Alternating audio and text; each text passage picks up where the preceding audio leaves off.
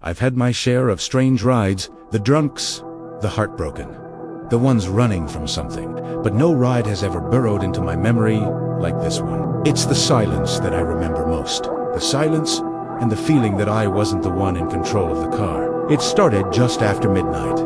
In the ghost town that Easton Town Center becomes after the stores close. The parking lots were vast, empty oceans of asphalt. The only lights were the tall street lamps, casting long, distorted shadows that made the whole place feel like a movie set after the crew had gone home. The request came in a simple pickup, headed for a residential area on the other side of the city. But the air that night felt heavy, charged. A low-hanging mist clung to the ground, blurring the edges of everything. It was the kind of Ohio night where the world feels muted, and you feel like the only person awake for miles. This is the story of the night. My routine was used against me. The pin was dropped at the far end of the shopping center, near a dark, tree-lined access road. I pulled up and saw him, a silhouette standing under a flickering streetlight. He wasn't looking at his phone. He was looking down the road, in my direction, as if he'd been expecting me. As he opened the back door, a wave of cold, damp air washed into the car, carrying the scent of wet earth and something else, something metallic, like old pennies. He slid in without a word. He was just a shape in my rearview mirror, a man in a dark coat, his face hidden by shadows. I confirmed the destination. Yeah, just nodded. The silence he brought with him was heavier than the mist outside. We merged onto I-270, and the city fell away. The usual late-night traffic, the semi-trucks rumbling towards dawn. They were all gone. It was just my sedan, humming over the cold pavement. The overhead signs for I-71 South in downtown Columbus flashed by, illuminated for a second, and then swallowed by the darkness behind us. The car felt like a capsule, sealed off from everything. He hadn't said a word since getting in. No small talk, no directions.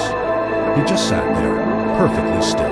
Every so often, I'd glance at the rear-view mirror. I could only see the outline of his head, unmoving. The tension felt like a low-frequency hum, something you feel in your teeth. I turned the radio on, quietly, just to have another sound in the car. He didn't react. It was as if I was alone, but I knew I wasn't. That was the problem. This is where I almost turned the car around. We were maybe 10 minutes into the ride when he spoke. His voice was quiet, raspy, like he hadn't used it in a while. You usually stop for gas around now. I froze. My hand tightened on the steering wheel. I glanced at my fuel gauge. It was just under a quarter tank. My habit, my routine, was to fill up at the sheets on my way home after my shift. Always around 1 in the morning.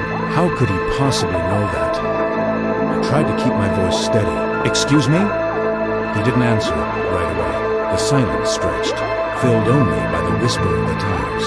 Then he said, "The one off the highway. You like that one? Good coffee!" My blood ran cold. It wasn't a question. It was a statement. I started running through every possibility. A previous passenger? Someone I knew, but his voice was unfamiliar, and the shape in the dark was just a stranger's. That's when everything shifted. We exited the highway into a quiet suburban labyrinth. The streets were narrow, winding into cul-de-sacs lined with identical houses. Every porch light was off. Every driveway was empty. It was the kind of neighborhood that's so quiet, you can hear a door close 3 streets over.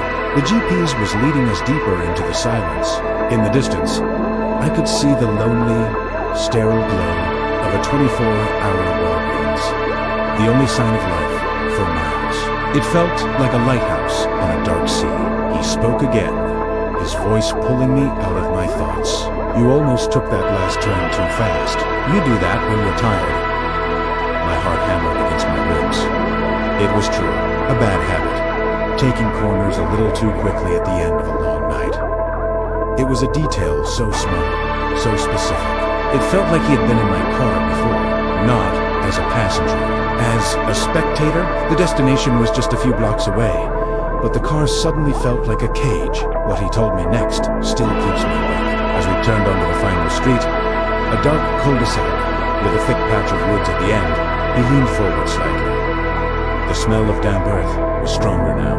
"Last week," he said, his voice barely a whisper, You dropped someone off at the hospital. Around 3 a.m., a woman, she was crying.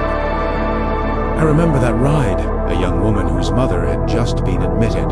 I remember her quiet sobs in the back seat, the way the hospital's emergency entrance glowed in the rain.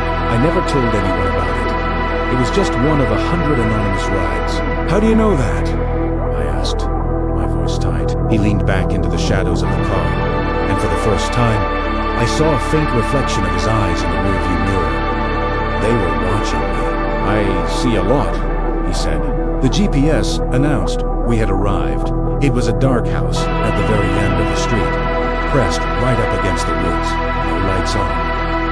Nothing. Just an empty driveway and a dark doorway. Here's where it gets darker. I stopped the car. The trip was over. I just wanted him gone. I waited for him to get out, but he just sat there in the crushing silence. My entire body was screaming at me to drive away. This is the address, I said, trying to sound professional, normal. He didn't move. He just stared at the back of my headrest. Seconds felt like minutes. Finally, he spoke, his voice low and flat. You live alone, don't you? That was it. That was the moment the fear turned into something else. Something cold and sharp. This wasn't a random passenger. This wasn't a coincidence. This was a message. He knew my route. He knew my habits. He knew my private moments. And now, he knew where I lived. He was showing me that he knew. He was showing me that he could be anywhere. I realized that. He wasn't telling me everything. He was showing me how much he was choosing not to tell me after another long, terrifying silence. The back door clicked open. The dome light came on, but he was already turning away. His face still in shadow as he stepped out. He closed the door gently, without a sound. He didn't walk towards the dark house. Instead, he just stood there on the curb, watching me. I didn't wait. I put the car in drive and pulled away, my tires screeching on the asphalt. I didn't look in my rearview mirror until I was several blocks away, my heart pounding so hard I could feel it in my ears. When I finally dared to look, the street was empty. He was gone, as if he had dissolved back into the night. I didn't go home. I drove to that 24-hour Walgreens, the one whose light I'd seen from the highway, and I just sat in the bright, sterile parking lot until the sun came up, feeling watched from every shadow. I never took that route home again. I changed my schedule, avoided late-night shifts for weeks. I started parking my car in a different spot every night. Every time I fill up for gas, I check the cars around me. Every silent passenger makes the hair on my arms stand up. I never saw him again, but the feeling he left behind has never gone away. It's a cold spot in my memory, a reminder that the night is full of stories, and sometimes you're in one without even knowing it. He wasn't a ghost. He was something worse. He was real, and he wanted me to know that he was watching. If this stayed with you, share your thoughts in the comments. The night is full of stories.